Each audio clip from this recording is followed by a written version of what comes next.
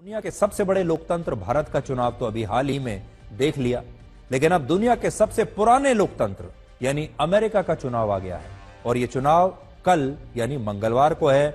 और आज हम अमेरिका के इस चुनाव का सबसे सरल विश्लेषण आपके लिए करेंगे ताकि कल जब इस चुनाव के नतीजे आएंगे तो आपको पहले से ही इस चुनाव के बारे में पूरी जानकारी होनी चाहिए। इसलिए यह अमेरिका के चुनाव का सबसे सरल विश्लेषण है आपके लिए। लेकिन उससे पहले यह वीडियो देखिए। डोनाल्ड ट्रंप ने जॉर्जिया राज्य की रैली में वहां जाकर मंच पर डांस करके यह बताने की कोशिश की है कि वो चुनाव के नतीजों को लेकर बड़े आश्वस्त हैं, बड़े कॉन्फिडेंट हैं और उन्होंने यह बताने की कोशिश की है कि जीत तो मेरी ही होने वाली है। अब आपको 10 बहुत ही सरल पॉइंट्स में अमेरिका के चुनावों का सबसे सरल विश्लेषण दिखाते हैं और आपको यह भी बताएंगे कि इन चुनावों का दुनिया पर क्या प्रभाव पड़ेगा। तो पहला, अमेरिका में राष्ट्रपति पद के चुनाव हर 4 साल में एक बार होते हैं और इन चुनावों की तारीख पहले से निर्धारित होती है जिसे यूनिफॉर्म डेट कहा जाता है। इसमें नवंबर महीने के पहले सोमवार के बाद जो मंगलवार आता है उस दिन राष्ट्रपति चुनावों के लिए सभी राज्यों में एक साथ वोटिंग होती है और यह यूनिफॉर्म डेट अमेरिका में वर्ष 1845 में निर्धारित हुई थी और तब से यही चली आ रही है। अब ऐसा क्यों हुआ, इसके पीछे 2 प्रमुख कारण हैं। पहला, फसलों की कटाई के बाद नवंबर के महीने में किसानों के पास ज्यादा समय होता था और दूसरा, बाकी दिनों के मुकाबले मंगलवार को लोगों के पास ज्यादा काम नहीं होते थे और इसी कारण से इसी दिन को हर बार चुनावों के लिए निर्धारित करने का फैसला हुआ। जैसे हमारे देश में हर बार जो चुनाव होता है अलग अलग तिथि पर होता है और हमारे यहां इलेक्शन कमीशन जो है वो तय करता है कि भारत में चुनावों की या वोटिंग की जो तिथि है वो कौन सी होगी। लेकिन अमेरिका में उसका फॉर्मूला पहले से सेट है, उसे कोई बदल नहीं सकता। दूसरा, अमेरिका में भारत के लोकसभा चुनावों की तरह बहुत सारी राजनीतिक पार्टियां चुनाव नहीं लड़ती, बल्कि वहां राष्ट्रपति पद का चुनाव सिर्फ 2 पार्टियों के बीच लड़ा जाता है, जिनमें एक को रिपब्लिकन पार्टी कहते हैं और दूसरी को डेमोक्रेटिक पार्टी कहते हैं। वहां 2 ही पार्टियां हैं, रिपब्लिकन और डेमोक्रेटिक। इस समय रिपब्लिकन पार्टी की तरफ से 78 वर्ष के डोनाल्ड ट्रंप राष्ट्रपति पद के उम्मीदवार हैं और डेमोक्रेटिक पार्टी की तरफ से 60 वर्ष की कमला हैरिस राष्ट्रपति पद के उम्मीदवार हैं। ये 2 नाम और 2 चेहरे आपको याद रखने हैं। ये 2 लोग आपस में भिड़ेंगे कल। तीसरी बात, इस समय ज्यादातर ओपिनियन पोल्स में कमला हैरिस डोनाल्ड ट्रंप से आगे चल रही हैं। वहां का जो मीडिया है वो भी ज्यादातर अभी, हालांकि बहुत कड़ी टक्कर है दोनों के बीच में, टफ फाइट है, लेकिन थोड़ा सा जिसको हम कहते हैं कि 1 या 2% का जो एज है वो कमला हैरिस को मिला हुआ है। 22 जुलाई को जब डोनाल्ड ट्रंप और कमला हैरिस के बीच राष्ट्रपति चुनाव के लिए पहली बहस हुई थी तब डोनाल्ड ट्रंप के पास 48% लोगों का समर्थन था और कमला हैरिस के पास 45% लोगों का। लेकिन 3 नवंबर के सबसे ताजा ओपिनियन पोल में डोनाल्ड ट्रंप के पास 48% लोगों का समर्थन है और कमला हैरिस के पास 49% लोगों का समर्थन हासिल है। तो आप सोच सकते हैं कितनी क्लोज फाइट है और डोनाल्ड ट्रंप इस समय बहुत जरा से छोटे से मार्जिन से कमला हैरिस से पीछे चल रहे हैं। अगर आप ओपिनियन पोल्स की बात माने तो, वहां के मीडिया की बात माने तो, लेकिन तब भी यह कहा जाएगा कि कांटे की टक्कर है दोनों के बीच में। यहां आपको यह भी पता होना चाहिए कि भारत की तरह अमेरिका में ओपिनियन पोल्स अक्सर गलत साबित नहीं होते हैं और ये नतीजों के काफी करीब रहते हैं, कुछ अपवादों को अगर हम छोड़ दें तो।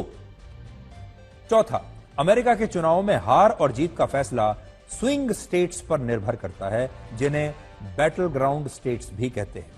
असल में अमेरिका में कुल मिलाकर 50 राज्य हैं जो 3 श्रेणियों में बटे हुए हैं। इनमें पहली श्रेणी के राज्यों को रेड स्टेट्स कहते हैं, दूसरे श्रेणी के राज्यों को ब्लू स्टेट्स कहते हैं और तीसरी श्रेणी के राज्यों को बैटल ग्राउंड या स्विंग स्टेट्स कहते हैं। अब देखिए इसमें रेड स्टेट्स कौन है। रेड स्टेट्स वो हैं जहां रिपब्लिकन पार्टी की जीत निश्चित होती है। रिपब्लिकन पार्टी का रंग है लाल, वहां रिपब्लिकन पार्टी जीतती है। ब्लू स्टेट्स वो हैं जहां डेमोक्रेटिक पार्टी की जीत निश्चित होती है और उनका रंग है ब्लू यानी नीला। और स्विंग स्टेट्स वो हैं जहां हार और जीत का अंतर सिर्फ 1% वोटों का होता है, जहां कांटे की लड़ाई होती है और इन राज्यों में जिस पार्टी की जीत होती है उसी पार्टी के उम्मीदवार का राष्ट्रपति बनना निश्चित माना जाता है।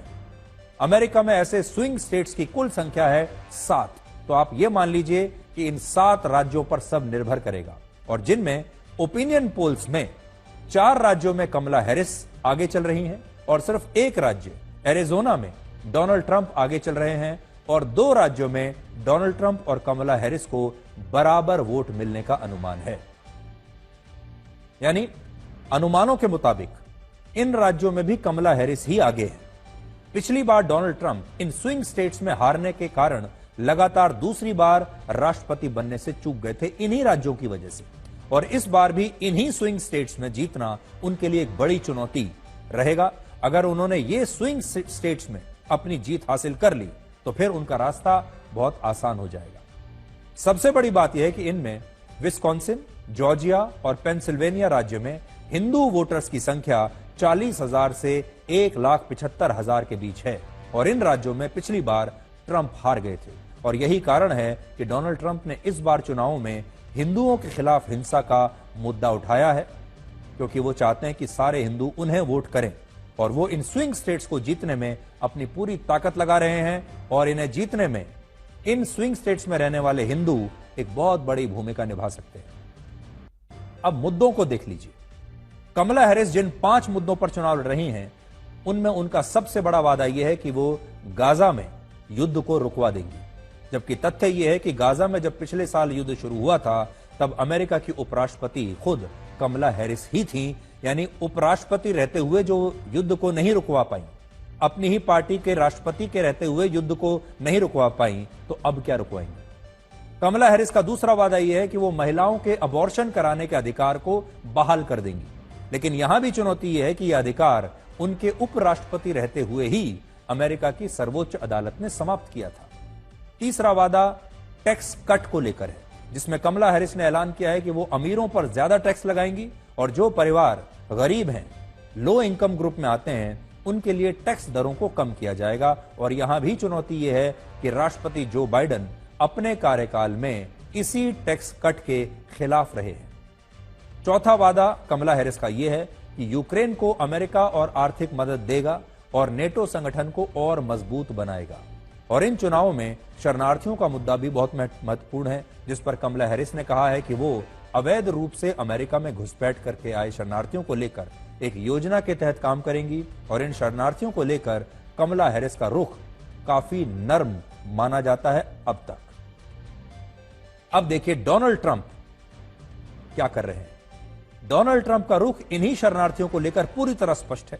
उन्होंने वादा किया है कि वो राष्ट्रपति बनते ही मास डिपोर्टेशन की स्कीम लेकर आएंगे, जिसमें अमेरिका में रहने वाले अवैध शरणार्थियों को अमेरिका छोड़कर जाना पड़ेगा। इसके अलावा डोनाल्ड ट्रंप इस बार का चुनाव महंगाई के मुद्दे पर लड़ रहे हैं। उन्होंने कहा है कि उनके कार्यकाल के मुकाबले जो बाइडेन के शासन में 1 लीटर दूध 293 से 420 रुपए का हो गया, 1 किलोग्राम आलू 352 रुपए से 425 रुपए का हो गया, चीज 336 रुपए से 504 रुपए पर पहुंच गया, कॉफी 588 रुपए से 840 रुपए की हो गई, अंडा 167 रुपए से 420 रुपए का हो गया। ये डोनाल्ड ट्रंप ने महंगाई को एक बड़ा मुद्दा बनाया है, और उन्होंने बार बार ये जो टेबल मैं आपको दिखा रहा हूं, ये उन्होंने खुद अपने सार्वजनिक प्लेटफॉर्म पर शेयर किया था, जिसमें उन्होंने बताया था कि खाने पीने की जो चीजें हैं वो अमेरिका में कितनी महंगी हो गई है।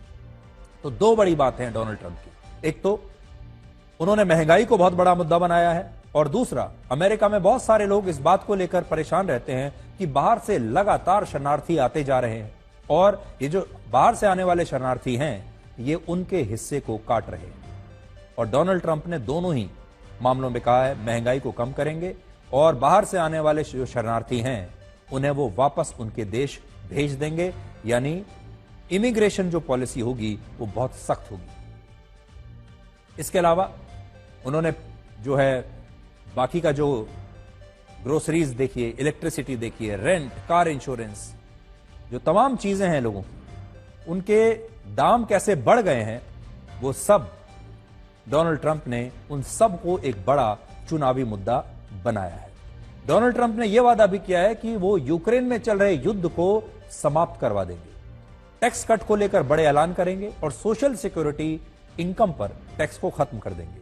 और उन्होंने यह भी कहा है कि वो यूक्रेन को दी जाने वाली आर्थिक मदद बंद कर देंगे। और यह बहुत बड़ा वादा है, क्योंकि इससे अमेरिका के आम लोगों को ऐसा लग रहा है कि अगर यह पैसा यूक्रेन को नहीं मिलेगा तो सरकार यह पैसा उन पर खर्च करेगी और इससे अमेरिका में कॉस्ट ऑफ लिविंग और महंगाई कम हो जाएगी। देखिए, अमेरिका में जो आम लोग रहते हैं उनके मन की बात यह है कि उनका तो वहां रहना मुश्किल होता जा रहा है, क्योंकि वहां महंगाई बढ़ रही है, हर चीज के दाम बढ़ रहे हैं, लोगों की आमदनी बढ़ नहीं रही, महंगाई बढ़ती जा रही है। और अमेरिका की सरकार क्या कर रही है, वो आज भी हजारों करोड़ रुपए यूक्रेन को दे रही है रशिया से युद्ध लड़ने के लिए। यानी अमेरिका की सरकार के पास यूक्रेन को देने के लिए तो पैसा है, लेकिन अपने देश की जनता को देने के लिए नहीं है। और यह बात जो बाइडेन के खिलाफ जा रही है। और इसीलिए डोनाल्ड ट्रंप ने कहा है कि अगर वो बन गए राष्ट्रपति तो यूक्रेन को मिलने वाली तमाम आर्थिक मदद जो अमेरिका की सरकार दे रही है, अमेरिका की सरकार उन्हें पैसा दे रही है, यूक्रेन को हथियार दे रही है, ये सब डोनाल्ड ट्रंप बंद करा देंगे। हालांकि क्या आप जानते हैं कि सबसे पुराने लोकतंत्र के चुनाव में वहां के आम लोग और वहां के दुकानदार कितने डरे हुए हैं। उन्हें यह डर है कि चुनाव के नतीजे आने के बाद एक बार फिर से वहां पर पहले जैसी हिंसा हो सकती है। इसलिए बहुत सारे स्थानीय दुकानदारों ने बाजारों में अपनी दुकानों की रक्षा के लिए विशेष इंतजाम करने अभी से शुरू कर दिए हैं। ये जो तस्वीरें आप देख रहे हैं, ये वही विशेष इंतजाम हैं। जालियां लगाई जा रही हैं। व्हाइट हाउस और ट्रेजरी डिपार्टमेंट के आसपास की दुकानों के बाहर बैरिकेडिंग की जा रही है और बहुत सारी दुकानें जहां पर शीशे की खिड़कियां हैं, शीशे की दीवारें हैं, उन पर या तो जालियां लगाई जा रही हैं या उन पर लकड़ियां लगाई जा रही हैं ताकि तोड़ फोड़ से ये दुकानें बच सके। और ऐसा इसलिए हो रहा है क्योंकि पिछली बार जब डोनाल्ड ट्रंप चुनाव में हारे थे तब उनके समर्थकों ने कैपिटल हिल में हिंसा की थी और इस हिंसा को अमेरिका के लोग अब तक भूले नहीं। तो आज आपको यह भी देखना चाहिए